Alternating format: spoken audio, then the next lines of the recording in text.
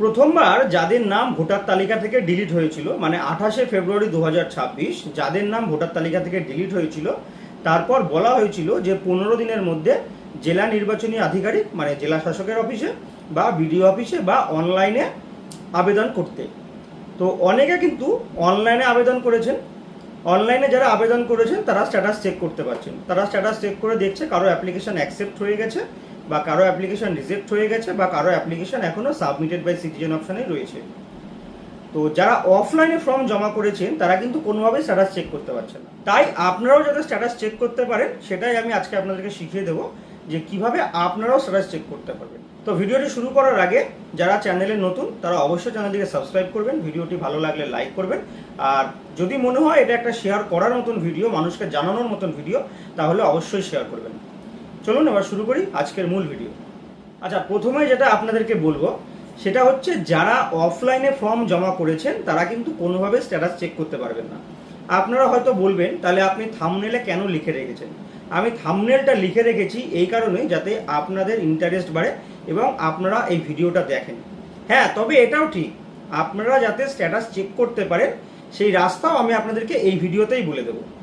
দেখুন, স্ট্যাটাস তারাই চেক করতে পারবে যারা অনলাইনে ফর্ম সাবমিট করেছে, আর যারা অফলাইনে ফর্ম সাবমিট করেছে তারা তো স্ট্যাটাস চেক করতে পারবে না। কিন্তু অনেকেই এটা জানে যে যেদিনকার ভোটার তালিকা প্রকাশিত হয়েছিল মানে 28শে ফেব্রুয়ারি, তারপর 15 দিনের মধ্যে অনলাইনে আপিল করতে হয়েছিল, তারপর সাইট বন্ধ হয়ে গেছিল। কিন্তু এমনটা নয়, অনলাইন কিন্তু এখনও চলছে। আপনি চাইলে এখনও ভোটার্স পোর্টালে গিয়ে অনলাইনে ফর্ম সাবমিট করতে পারবেন। আমি দেখাবো আপনাদেরকে, একদম প্রমাণ দিয়ে দেখাবো। দেখুন, যারা অফলাইনে ফর্ম জমা করেছেন সেই ফর্মগুলো ডিএম অফিস থেকে কিন্তু ডিজিটালাইজড করা হবে। কবে ডিজিটালাইজড করা হবে, তারপরে আপনার নাম আদৌ উঠবে কি না সেটা কিন্তু আপনি এখনও জানেন না। কিন্তু যদি আপনি এখনই অনলাইনে অ্যাপিল করেন তাহলে পরে কিন্তু আপনি স্ট্যাটাস মাঝে মাঝে চেক করতে পারবেন। জুডিশিয়াল অফিসাররা আপনার অ্যাপ্লিকেশনটাকে তখনই ডিসপোজ করতে পারবে, মানে ওই আপনার অ্যাপ্লিকেশনটা অ্যাকসেপ্ট হবে না রিজেক্ট হবে তারা তখনই সেটা করতে পারবে যখন আপনার অ্যাপ্লিকেশনটা ডিজিটালাইজড করা হবে।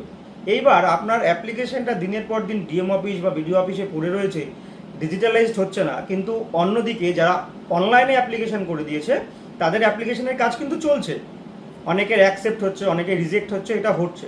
কিন্তু যারা অফলাইনে জমা দিয়েছেন তাদের কোনো ট্রেস করতে পারছেন না। তাই যারা অফলাইনে ফর্ম জমা করেছেন ডিএম অফিসে বা বিডিও অফিসে তারা অনলাইনেও আবেদন করুন। অফলাইনে জমা করেছেন বলে যে অনলাইনে জমা করা যাবে না এমনটা কিন্তু নয়।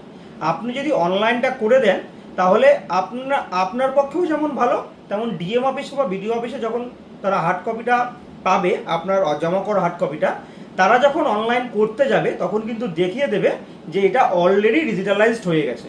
তাই আপনি অফলাইনে জমা করলেও অনলাইনে জমা করতে পারবেন, আর অনলাইনে জমা করাটাই কিন্তু বেটার আপনার জন্য, কারণ আপনি স্ট্যাটাস চেক করতে পারছেন। তো কিভাবে আপনারা অনলাইন করবেন আমি এটা আগের ভিডিওতেও দেখিয়েছি, আজকের ভিডিওতে খুব ছোট করে আরেকবার আপনাদেরকে বুঝিয়ে দিচ্ছি। অনলাইনে আবেদন করার জন্য সবার প্রথমে আমাদেরকে ভোটার্স পোর্টালে চলে আসতে হবে। এই ওয়েবসাইটের লিঙ্ক ভিডিও ডেসক্রিপশন বক্সে দেওয়া থাকবে, সেখানে এসে আপনারা লগ ইন করে নেবেন। লগ ইন করার পর এখানে দেখুন দুটো অপশান আছে, একটা সাবমিট অ্যাপিল আর একটা সাবমিট অ্যাপিল ফর ইন্ডিভিজুয়ালস। তো সাবমিট অ্যাপিল ফর ইন্ডিভিজুয়ালস যাদের নাম বিচারাধীন থেকে ডিলিট হয়েছে, তো আমরা সাবমিট অ্যাপিল করব। করার পর ফর্ম রেফারেন্স নাম্বার আর নোটিশ রেফারেন্স নাম্বার, তো এইখানে নোটিশ রেফারেন্স নাম্বারটা বসাতে হবে, যেটা আপনাদের হিয়ারিংয়ে নোটিশ আছে। তো নোটিশের নাম্বারটা এখানে বসিয়ে দিয়ে সার্চ করতে হবে। এরপর দেখুন এর ডিটেলস কিন্তু চলে এসছে। তো এখানে আরেকবার ফোন নাম্বারটি বসাতে হবে, তারপর আছে full name with address pincode, সমস্তটা দিতে হবে। তারপরে যে চেকবক্সটি আছে ব্রিফ ডেসক্রিপশন অ্যাবাউট অ্যাপিল, এখানে আপনারা কি লিখবেন তার একটি স্যাম্পল কপি, একটি না অনেক রকমের স্যাম্পল কপি এই ভিডিও ডেসক্রিপশন বক্সে দেখবেন একটা লিঙ্ক দেওয়া থাকবে, সেখান থেকে আপনারা কপি পেস্ট করে দিতে পারবেন। তার নিচে দেখুন আছে নাম্বার অফ দ্য অর্ডার ইম্পাঙ্ক্ট, এখানে এক্সপার্টি অর্ডার আছে, নন এক্সপার্টি অর্ডার আছে। তো আপনারা সবাই নন এক্সপার্টি অর্ডারে সিলেক্ট করবেন, যেহেতু আপনারা হিয়ারিংয়ে উপস্থিত ছিলেন। এরপর দেখুন এখানে 3 ধরনের ডকুমেন্টস আপলোড করতে হবে, যেখানে এনক্লোজার লেখা আছে। প্রথমে চেকবক্সটি অন করবেন। প্রথম চেকবক্সটি অন করার পর আপনাদের যে হিয়ারিংয়ের নোটিশটি আছে সেই নোটিশটি এখানে আপলোড করে দেবেন। তারপরে দেখুন পরের যে চেকবক্সটি সেটা আছে if there is a delay the delay condonation application. তো তো এই ডিলে কন্ডোনেশন অ্যাপ্লিকেশানটা কিন্তু সবার জন্য বাধ্যতামূলক। তো এই ডিলে কন্ডোনেশন অ্যাপ্লিকেশানে আপনারা কী লিখবেন তারও স্যাম্পল কপি ভিডিও ডেসক্রিপশন বক্সে দেওয়া থাকবে, আপনারা এটা দেখে নেবেন এবং প্রয়োজনে এডিট করে আপনাদের মনের মতন করে গুছিয়ে লিখতে পারেন। তারপরেটা আছে list of documentary evidence in support of the application বা অ্যাপ্রুভাল। তো এইখানে আপনাদের সমস্ত ডকুমেন্টস কিন্তু আপলোড করতে হবে এবং আপনাদেরকে লিঙ্কেজ দিয়ে প্রমাণ করাতে হবে যে আপনার পিতামাতার নাম 2002 সালে ছিল। এখানে আরেকটু বলে রাখি, যদি কারোর পিতামাতার নাম 2002 সালে না থাকে বাট 2026 সালের তালিকায় তাদের মা বাবার নাম চলে এসছে, তাহলে আপনারা কিন্তু সেই 2026 সালের ভোটার লিস্টটা এখানে আপলোড করবেন, মানে সমস্ত ডকুমেন্টসের সাথেই আপলোড করবেন। এখানে আপনাদের কী কী ডকুমেন্টস আপলোড করলে ভালো হবে সেই ডকুমেন্টসগুলোর নাম ভিডিওর ডেসক্রিপশন বক্সে দেওয়া থাকবে। সেই ডকুমেন্টসগুলোকে একটি পিডিএফ ফাইলে 4 MBর মধ্যে স্ক্যান করে আপলোড করতে হবে। আপনারা চাইলে মোবাইল দিয়েও এটাকে করতে পারেন এই অনলাইনটা। তো ডকুমেন্ট স্ক্যান করার জন্য একটা পিডিএফ স্ক্যানার অ্যাপস পাওয়া যায়, প্লে স্টোর থেকে ডাউনলোড করে সেইভাবেই স্ক্যান করে নেবে, তাহলে আপনারা মোবাইল দিয়ে অনলাইনটা করতে পারবেন, একদম ইজি ব্যাপার। এরপরে এই যে বক্সটা আছে এখানে দেখুন লেখা আছে reason or grounds for filling the appeal. তো এই যে আপনি অ্যাপিল করছেন কোন গ্রাউন্ডসে বা কী রিজনে, তো সেখানে কি লিখবেন সেটাও ভিডিও ডেসক্রিপশন বক্সে দেওয়া থাকবে, সেটা আপনারা দেখে এখানে লিখে দেবেন। এর পরের বক্সে আছে রিলিফ শর্ট। তো এইখানেও আপনারা কি লিখবেন সেটাও কিন্তু ভিডিও ডেসক্রিপশন বক্সে দেওয়া থাকবে, মানে টোটালটাই আমি ডেসক্রিপশন বক্সে দিয়ে দেবো, আপনারা জাস্ট দেখে লিখে দেবেন। তারপরে প্লেসের জায়গায় এন্টার প্লেস, আপনাদের যেখানে বাড়ি সেই জায়গার নামটা লিখে এই সাবমিট অপশানে ক্লিক করে দেবেন। এরপর এখানে আধার নাম্বার বসিয়ে আপনার আধার অথেন্টিকেট করতে হবে, তবে আধার কার্ডের সাথে ফোন নাম্বার অবশ্যই লিঙ্ক থাকতে হবে এবং আধার কার্ডের নাম আর ভোটার কার্ডের নাম হুবহু কিন্তু এক থাকতে হবে, নাহলে কিন্তু এটা হবে না। তো ওটিপিটি বসিয়ে আপনারা সাবমিট করে দেবেন। সাবমিট করে দেওয়ার পর দেখবেন একটি অ্যাকনোলেজমেন্ট নাম্বার কিন্তু আপনাকে দেখিয়ে দেবে। এই যে দেখুন এরকম একটি অ্যাপিল রেফারেন্স নাম্বার কিন্তু আপনাকে দিয়ে দিচ্ছে, আর পাশে ক্লিক হেয়ার লেখা আছে, ক্লিক হেয়ার অপশানে ক্লিক করলে একটা পিডিএফ ফাইল ডাউনলোড হয়ে যাবে।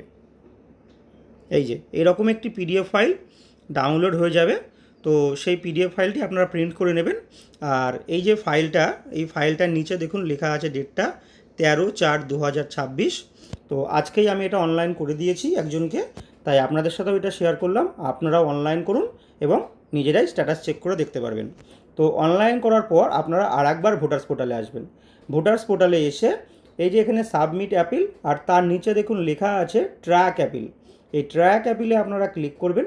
ট্র্যাক অ্যাপিলে ক্লিক করার পর এখানে সিলেক্ট স্টেট, এই সিলেক্ট স্টেট থেকে আপনাকে আপনার যে স্টেট, তো আমাদের যেমন ওয়েস্ট বেঙ্গল, আমরা এখান থেকে ওয়েস্ট বেঙ্গলটা সিলেক্ট করে নেব। ওয়েস্ট বেঙ্গল সিলেক্ট করার সাথে সাথে কিন্তু এখানে আপনাকে আপনার স্ট্যাটাসটা দেখিয়ে দেবে। দেখুন এখন যেমন অনলাইন করলাম তাই দেখাচ্ছে সাবমিটেড বাই সিটিজেন। এরপর ভিউতে গেলে আপনারা এখানেও সব দেখতে পারবেন কী কী লেখা আপনি লিখেছেন বা কী ডকুমেন্টস আপলোড করেছেন সেটা আপনারা দেখতে পারবেন। আর অ্যাকশানে এখানে আপনার অ্যাকসেপ্ট বা রিজেক্ট কী হচ্ছে সেটাও আপনারা দেখতে পারবেন।